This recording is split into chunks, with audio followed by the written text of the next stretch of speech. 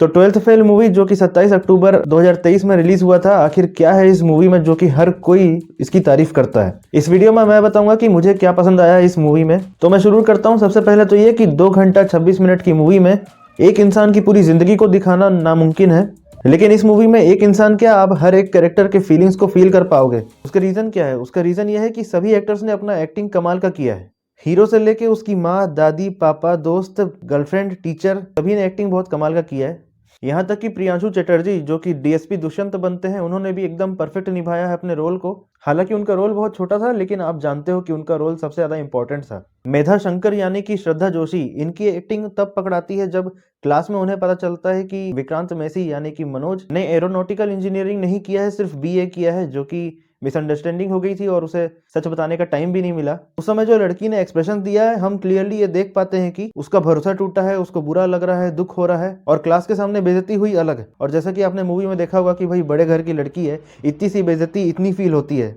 और इस सीन में डायरेक्टर साहब ने भी बहुत अच्छा दिमाग लगाया है कि क्लोजअप शॉट ले दिया है ताकि हीरोइन के एक्सप्रेशंस अच्छे से दिखाई दे। अब भाई इतना मेहनत कर रही तो अच्छे से दिखना भी चाहिए, और ये क्लोजअप शॉट लेना हमेशा काम कर जाता है। आखिर अभी एक हाल ही में एक मूवी आई थी मेरी क्रिसमस, विजय सेतुपति और कैटरीना कैफ की, उसमें भी श्रीराम राघवन ने कैटरीना कैफ के क्लोजअप शॉट लिए थे ताकि उनके एक्सप्रेशंस अच्छे से दिखाई दे। तो चलिए अब आते हैं मेन टॉपिक पे, यानी कि विक्रांत मैसी। भाई ये बंदा भूल ही गया था कि इसको एक्टिंग करना है, इसने अपने आप को सच में एक स्टूडेंट में बदल लिया। विक्रांत मैसी पहले ही ओटीटी के दुनिया में बादशाह बन के बैठे हुए हैं। मिर्जापुर, क्रिमिनल जस्टिस, हसीन दिलरुबा और भी ऐसी बहुत सारी मूवीज हैं जिसके बारे में मैं अभी नहीं बताऊंगा, फिर कभी अलग से वीडियो बना दूंगा। हाँ, पर इतना बता दूं कि विक्रांत मैसी की हसीन दिलरुबा एक तरफ और दुनिया भर के सारे कंटेंट एक तरफ। और जितने भी लोगों को ऐसा लग रहा है कि विक्रांत मैसी अब जाके थिएटर वाले दुनिया में आए हैं, मैं उनको बता दूं कि विक्रांत मैसी पहले भी दीपिका पादुकोण के साथ काम कर चुके हैं छपाक मूवी में, और वो भी एक बायोग्राफिकल ड्रामा फिल्म थी जो कि 50 करोड़ के बजट में बनाया गया था।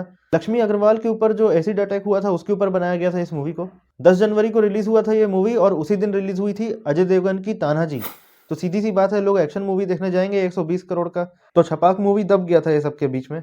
तो अब वापस आता हूँ ट्वेल्थ फेल पे। ट्वेल्थ फेल ये मूवी उन लोगों के मुंह पे एक तमाचा है जो लोग बोलते हैं कि बॉलीवुड की मूवी अच्छी नहीं होती है। तो इस मूवी के डायरेक्टर हैं विधु विनोद चोपड़ा, राइटर भी यही है और प्रोड्यूसर भी यही है।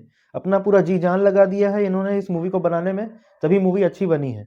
इस मूवी की सबसे अच्छी बात मुझे जो लगी है वो है इसका रियलिस्टिक अप्रोच जो इसके डायरेक्टर ने लिया है, कि कोई कोई सीन में बैकग्राउंड म्यूजिक पूरा गायब कर देते हैं ताकि हम प्योर डायलॉग सुन सकें। और आखिरी में जो इंटरव्यू के पहले वाला सीन आता है जिसमें हीरो का टेंशन दिखाया जाता है कि हीरो के चारों तरफ कैमरा घूम रहा है और वहां पर शांति वाला म्यूजिक बज रहा है, तो सिर्फ उस म्यूजिक की वजह से हम हीरो के चेहरे पे जो टेंशन दिख रहा है उसे फील कर पाते हैं। कि जब मनोज बिना वर्दी के वापस गांव आता है तब उसकी दादी के ना दिखने पर अपने आंसू को कंट्रोल करने वाला सीन काफी डेंजर था। वहां पर हर कोई इमोशनल हुआ ही होगा कि उसको अच्छे से पता है कि उसकी दादी अब वापस नहीं आएगी, लेकिन फिर भी वो मानना नहीं चाहता है। और बाद में उसकी माँ भी उससे हंस के बात करती रहती है, उससे अच्छी अच्छी बातें बताती रहती है। जब मनोज अचानक से बोलता है कि और कितना झूठ बोलेगी माँ, तब उसकी माँ भी रो पड़ती है। और फिर जो सीन दिखाया है दोनों माँ बेटे का साथ में रोने वाला, वो सीन देख के मुझे नहीं लगता कि कोई भी अपना आंसू कंट्रोल कर पाएगा। स्क्रीन प्ले का सही से चलना और सही डायलॉग सही टाइम पे आ जाए तो देखो इतना कमाल का सीन बन जाता है। तो अब अगर डायलॉग्स की बात हो ही रही है तो फिर गौरी भैया को कैसे भूल सकते हैं, जब वो बोलते हैं कि तुझे क्या लग रहा है ये तेरी अकेली की लड़ाई है, ये हम सबकी लड़ाई है, अगर कोई एक भी जीतेगा ना तो 1000 भेड़ बकरी की जीत होगी। भाई ये डायलॉग जिस लेवल पे हिट करता है ना, क्या जोश आता है उस समय। अटल बिहारी वाजपेयी के कविता को भी यूज किया गया है इसमें। हार नहीं मानूंगा, रार नहीं ठानूंगा, काल के कपाल पे लिखता मिटाता हूँ, गीत नया गाता हूँ। डायरेक्टर साहब ने इससे पहले 1942 लव स्टोरी, परिंदा और मिशन कश्मीर जैसी मूवीज बनाई हैं, और इसीलिए आप ट्वेल्थ फेल में देख पाओगे थोड़ा पुराना बॉलीवुड मूवी टाइप का फीलिंग भी आता है डायरेक्शन देख के, अगर आपने पुरानी बॉलीवुड मूवीज देखी हैं तो।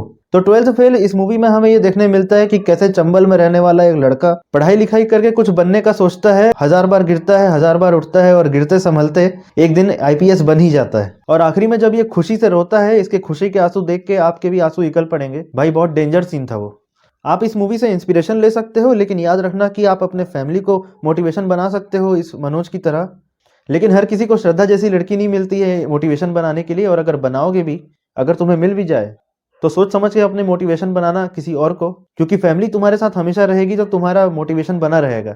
पर जिस श्रद्धा को अगर तुमने मोटिवेशन बना लिया और वो किसी दूसरे मनोज के पास चलेगी तो तुम्हारा मोटिवेशन भी चला जाएगा। इसलिए इस मूवी में सीखने के लिए बहुत कुछ है, तो सीखोगे तो अच्छी बातें ही सीखना, और इस मूवी से इंस्पिरेशन लेना, मोटिवेशन नहीं, क्योंकि मोटिवेशन बस 10 मिनट के लिए ही रहता है, उसके बाद फिर से तुमको संदीप माहेश्वरी का वीडियो देखना पड़ जाएगा नहीं तो। ट्वेल्थ फेल का बजट था 20 करोड़ और कमाई किया है 69 करोड़।